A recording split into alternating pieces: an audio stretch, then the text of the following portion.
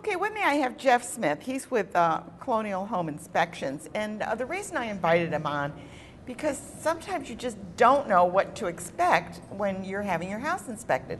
We think about an inspection, you know, when you're going to go to sell your house or when you're going to buy one, but may not be a bad idea to have your house inspected during the process of owning a house, right?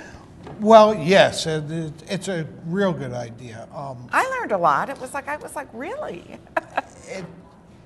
When people buy a house, they usually buy with emotion. They fall in love with it. As a home inspector, what we do is we walk in there and we have no feelings on the home. You have no attachment. Yeah, we will tell you everything good about it and the not so good things. We'll make recommendations to you, and we will talk about different ways of correcting problems that are there. There are numerous problems you find in homes that builders will take shortcuts, or they didn't think about building the site up where it could be drainage and stuff. Yeah, things drainage or reverse grade, where the house water's all running towards the foundation. But sometimes you can't correct those things once they're there, right? Well, you can. There's things you can do with a reverse foundation. You can put swales in, and a swale is basically big hill to drive the water away. Direct the water in another direction, away from your house. Hopefully not to your neighbor. Well, hopefully not, but there's a saying all the home inspectors have is the two things you always want to give to your neighbors are the wood-destroying insects or the pests and the water. But no, in all seriousness, there's always ways of correcting problems. And when you get right down to it and look at it, there's nothing that's really unreversible. You can probably correct almost anything. You can correct almost anything. One of the things you do, which is rather interesting, and I'm sure there may be others that do it as well, is this infrared that you don't really bore a hole in anything to find out. So how does that work? Well, thermal imaging is new to the field. It's been around probably I've been using it 6 years. And what it does, it basically lets me give the house what I call an MRI. I can look inside it without disturbing anything. With a home inspection, we're a non-intrusive inspection. That house has to be left in the same condition we come in there. We're not supposed to alter anything. Alter anything. That's moving insulation or anything. So what I found is with the thermal imaging, this lets me find a lot of electrical hotspots, moisture penetration, pests that are living inside. I find snakes, bats, squirrels, chipmunks. And they're not even paying rent. No, they're not paying rent. As a matter of fact, they're actually costing you a lot more money than you think, because they're chewing on wires, they're making nests, they become fire hazards.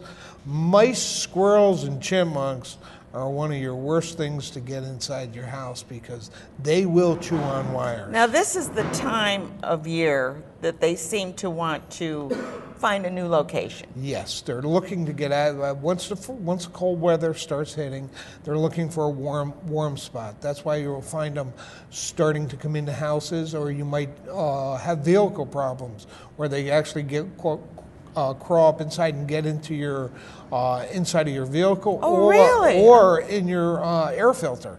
That's a big thing. That air filters, I would have thought. They get in there because the warmth from the engine. They get in there right after you park. And you don't even inspect cars. No, I don't inspect cars. But the thermal imaging. Yeah, no. The thermal imaging will let me detect different things like that. I've been called by.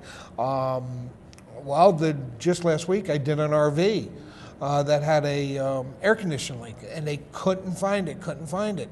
Well, I went in with the thermal imaging, and we found it. You found out what it was. So it's really a non-intrusive way of checking things. I know that people, when they buy a house, they like to have someone. Do you hire your own inspector, or do you rely on the inspection from the homeowner? Well, it depends. If the house is pre-inspected, you could go by the pre-inspection report.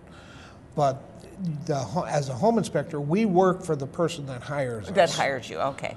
And by doing that, we will come in there, and you should get a detailed report, okay, that has pictures on it. It shows any problems. Should show your appliances that are working.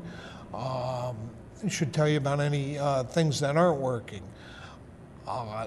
It should let you know about your roof, the age of your furnace, the actual structural foundation. See if there's any structural issues at all. In the attic, make sure you have the adequate amount of insulation up there. Make sure it's well ventilated. There's no mold in your attic. There's no mold in your basement. But now, suppose I want to buy a house. We're almost out of time. Suppose I wanted to buy a house. Would the owner allow me to have you come in and check?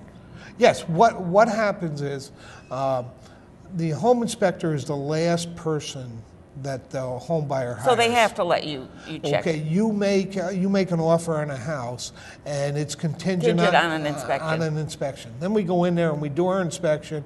We get the report to them, and lawyers are looking for a $1,500 problem. $1,500 is threshold where they can go back in and renegotiate a price, or maybe if it's a safety issue, usually the homeowner fixes it immediately. And you're done. Okay, good.